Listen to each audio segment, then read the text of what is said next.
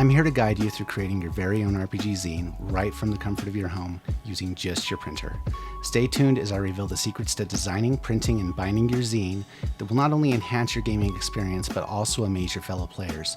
And trust me, you don't want to miss the pro tips that I have in store for you. So grab your gear, let's get started on this creative journey together.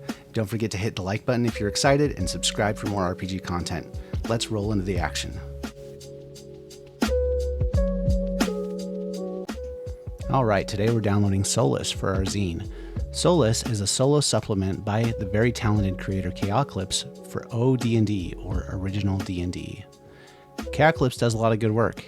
I'll put a link to the description below so that you can check out his stuff. Once we have it, we'll open it in our favorite PDF reader.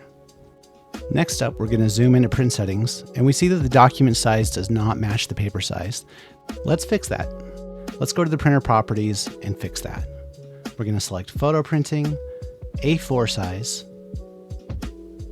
We're going to pick matte photo paper with the highest standard quality and print in the rear tray.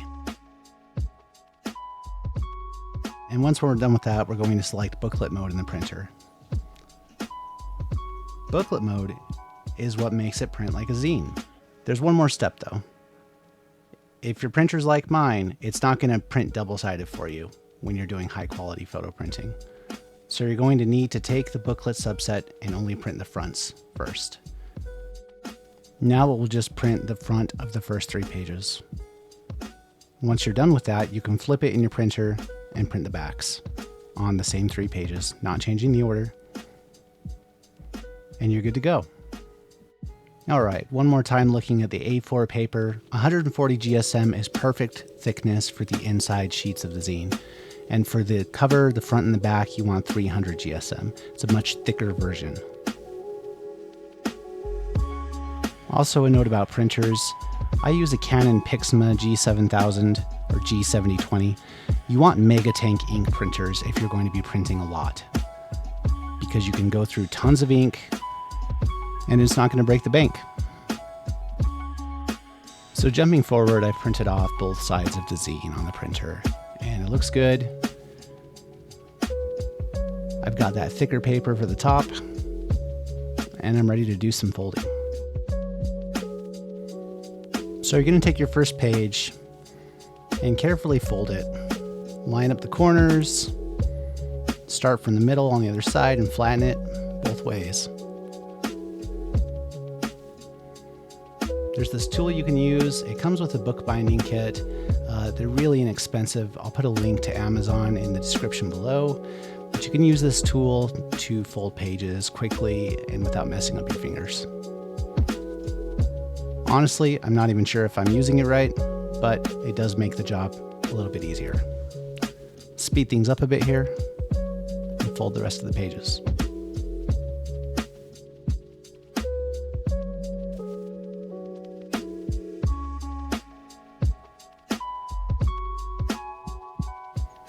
Okay, so once everything's folded, you can put book binders on the edges to hold all your pages together.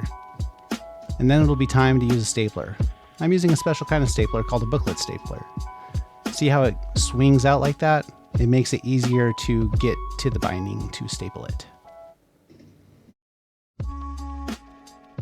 And I think I'm going to say this in every video, but you know what? Try to be careful, but it's okay if it doesn't come out perfect.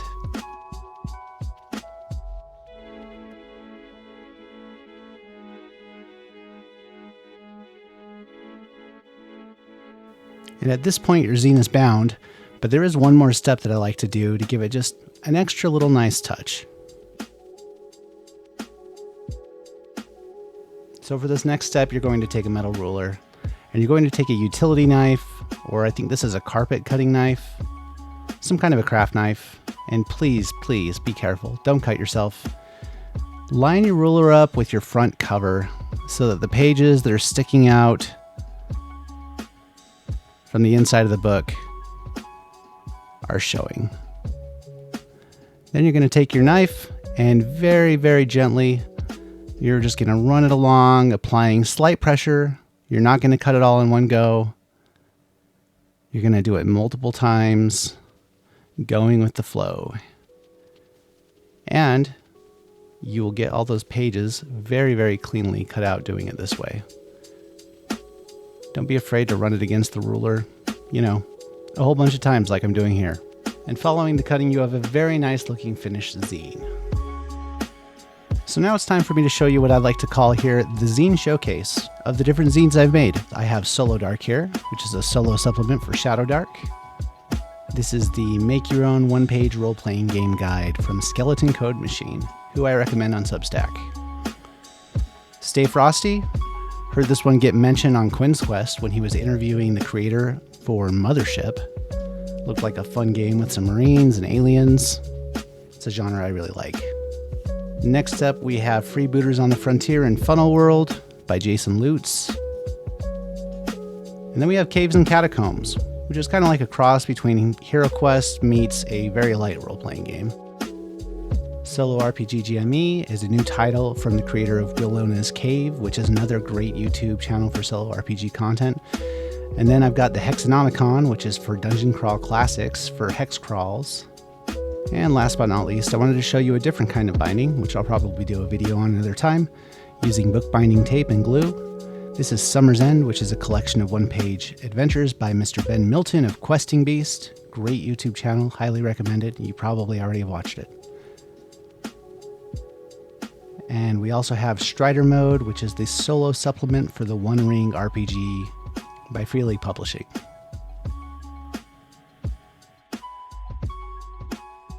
All right, thanks guys. I hope you liked the video. If you'd like to see more content in the future, please like and subscribe to this channel. Hopefully I'll be making more RPG and miniature painting tutorials, as well as doing some solo RPG play for the future. Hope this taught you a thing or two that's new, something that you can use. Hopefully I gave you kind of idea of the kind of games I like, what I'm into lately, and hopefully you get to see more in the future. So thank you very much. Have a great rest of your day.